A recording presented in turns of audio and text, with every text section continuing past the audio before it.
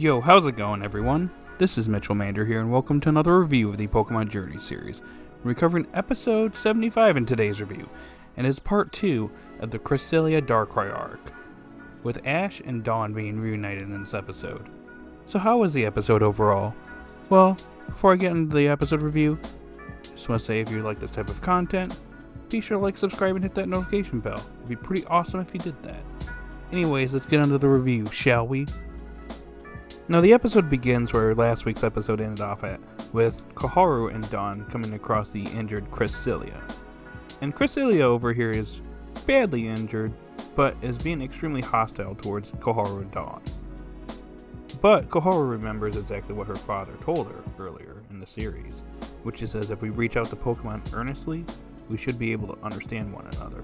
So Koharu does that, and Cresselia sees this and realizes that Koharu isn't a danger to her. And as a result, she accepts Koharu and Dawn and actually ends up treating Cresselia's wounds.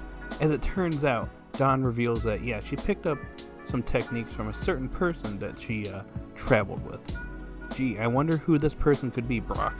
But yeah, some nice continuity here. Not to mention that Dawn mentions that she actually met Cresselia before on her own island. So, nice. Gotta love that continuity in Journeys.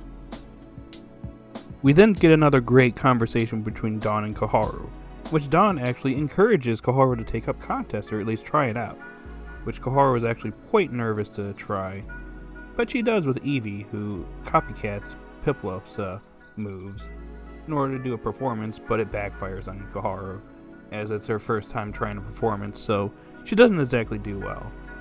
And Dawn assures her that everything will be okay, no need to worry.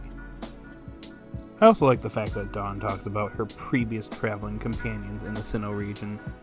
Of course, she mentioned Brock earlier, but she also talks about the other one, a certain character that is a Pokemon freak, shall we say. And Koharu agrees that, I actually know someone that's exactly like that. I wonder who that could be. I just love it. Now, Dawn and Koharu go back to Cresselia to check up on it, and they end up falling asleep into a dream, in which they're in an unknown town in which they see people falling asleep and having nightmares. And Darkrai shows up. And one thing that's notable here is that Koharu actually notices Darkrai and realizes that it actually looks pretty lonely. But Darkrai and Cresselia are seen to be enemies of one another, since one causes nightmares and the other one cures nightmares, or at least stops the nightmares that Darkrai causes. So it seems like they're enemies, but Koharu and Dawn come to the conclusion that they don't think that. They don't seem like enemies, and Darkrai seems to be lonely on its own. Now this is where things kind of pick up, as Ash and Go end up running into Darkrai, and although they've been pursuing them, they want to actually deal with Darkrai. Darkrai ends up taking off, and Ash and Go pursue after it. Meanwhile, Team Rocket on their balloon spot Cresselia and Darkrai, and they decide to bring out their wonderful gotcha machine to attack Dawn and Koharu. And Darkrai steps in and actually starts protecting Cresselia. I thought they were enemies. It seems like Darkrai over here is protecting Cresselia. And while he's fighting against Team Rocket, there's some smoke that gets blown in their direction, and Dawn and Koharu use this opportunity to get Cresselia away, but they end up running to the ocean, and they're basically stuck now. But Darkrai ends up blasting Team Rocket off because it's Team Rocket, obviously. They don't stand a chance. And that's when they realize that somebody is actually coming from the bushes or trees behind them. And it's none other than Ash and Go. And Ash and Dawn are finally reunited after a long time. But anyways, they catch up and they kind of figure out, okay, what's going on and what they've been up to. And Ash and Go reveal that, we're pursuing Darkrai, who's possibly attacked Cresselia, which Koharu actually realizes that, hey, if that's the case, why did Darkrai protect Cresselia back there? Why didn't it just attack Cresselia when it had the chance? And that's when they realize that, Darkrai is protecting Cresselia for some reason. Maybe somebody else attacked Cresselia, and that's when Matori and her gang show up and attack Ash, Go, Koharu, and Dawn. So it's Ash and the others versus the Matori Matrix. And it seems like they're doing alright at first, but they end up getting caught. and there's not really much they can do at this point. So it looks like Cresselia is about to be captured. That's when Darkrai shows up and handles the situation pretty well for a little bit. It gets injured itself, so Cresselia uses the last of its strength to heal Darkrai over here, or the last little remnants of its strength, I should say. It's still alive, obviously, but it ends up collapsing. But Darkrai ends up destroying Matori's airship, and then puts all of Team Rocket, including Matori herself, to sleep. Yeah, she's been defeated once again. And that's when Darkrai and Cresselia take off. But, of course, Jesse and James try to steal these Pokemon while they have the chance, and they end up passing out.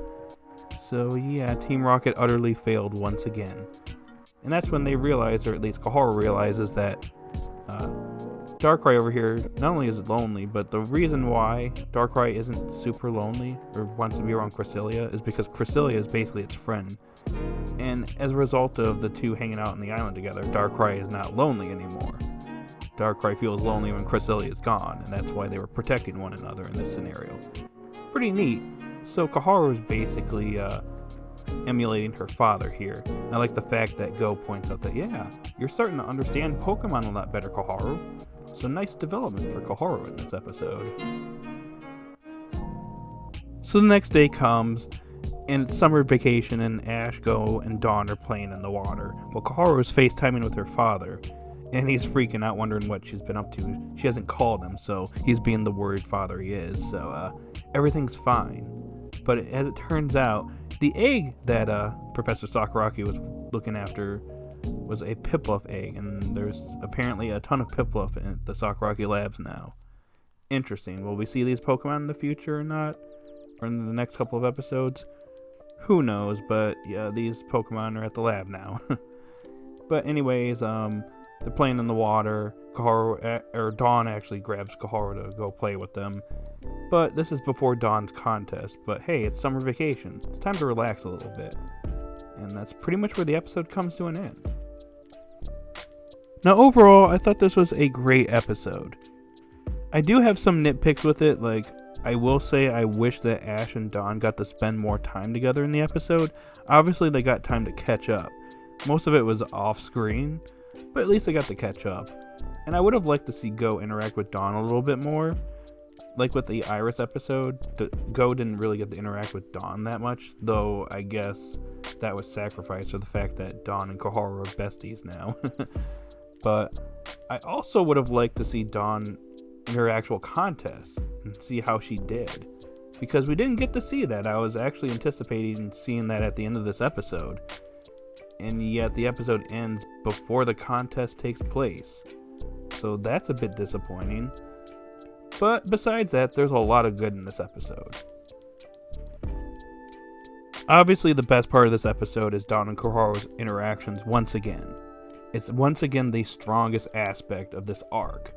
I love the fact that Dawn is actually encouraging Koharu to try out contests. And like I said in last week's episode review, this is something that maybe Koharu could try out and maybe it's not for her, and as we saw in this episode, she's not exactly great at contests right now. She tried and kind of failed. Obviously things are not fine right now, but maybe in the future she'll figure out what she wants to do.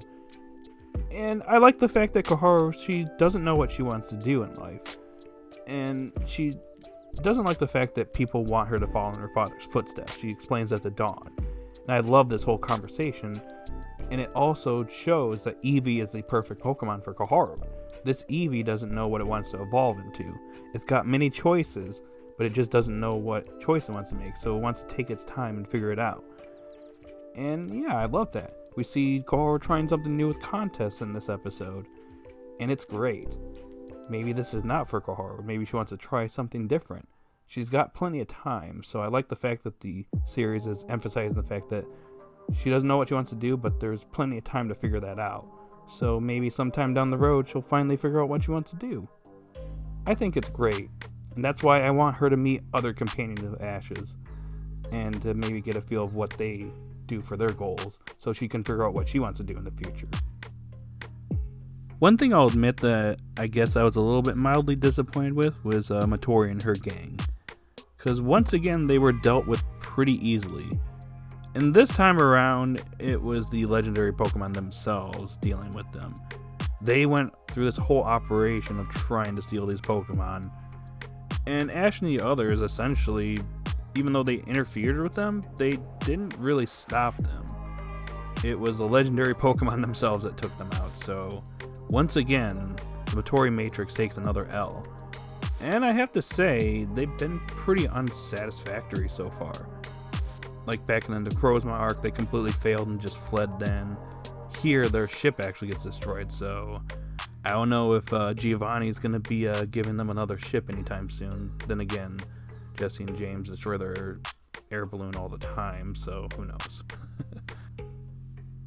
Now, while I am a bit disappointed that Ash and Dawn's interactions in this episode were relegated to the second half of the episode, and it really felt like it should have been longer, I can safely say that Dawn is definitely returning later down the road in Pokemon Journeys. As at the end of this episode, they announced that there's going to be a 2-episode arc around the time Brilliant Diamond and Shining Pearl come out. And it's pretty clear to me that Dawn's returning for this arc, because why would they announce this 2-episode arc, 3 months in advance, 3+ months in advance at that, at the end of an episode where Dawn returned to the series? Yeah, Dawn is definitely going to be returning. Whether Ash and Go and Koharu head to the Sinnoh region, or Dawn comes to Kanto to visit Ash and the others, is up in the air, but I can safely say that Dawn is definitely going to be returning in Pokemon Journeys.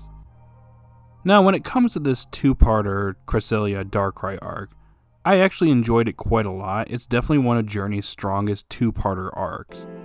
Obviously, the best thing here is stretching it to 2 episodes, because if this was a singular episode arc, it would have been a rushed mess. I love the fact that they stretched this into 2 episodes and developed Koharu really nicely in this arc. In fact, Koharu is essentially the main character of this arc. It's kind of ironic considering the fact that she's essentially relegated to side character, but in this arc, she felt like a main character.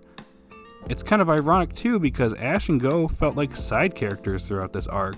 They didn't really get involved until the very end. Obviously, they're in the back doing investigating and looking into Darkrai, but it's Koharu that's shining the most here, and she's the one that actually figures things out at the end, and she's the one that realizes that Darkrai is lonely, and she's essentially emulating her father in the end and realizing that she's able to understand Pokemon more, and Go recognizes this, and this is great. All this development for Koharu in this arc was fantastic in my opinion. Now, while I love Dawn's return, and I love her personality, and I like the way she was treated during this arc, I feel like there's a bit missing here, and I feel like there should have been a bit more done with Dawn during this arc. For instance, we only got to see Piplup. We didn't get to see any of her other Pokemon, which I find to be kind of disappointing. Now, considering the fact that Dawn is inevitably going to be returning to Journeys down the road, we could see some of her other Pokemon showcased then, obviously for probably Brilliant Diamond and Shining Pearl. It's just a bit disappointing that we didn't get to see any of them here, and just Piplup battling Team Rocket. I find that to be kind of disappointing. I know I mentioned this earlier, but again, I was a little disappointed that Dawn's contest wasn't shown off in this episode.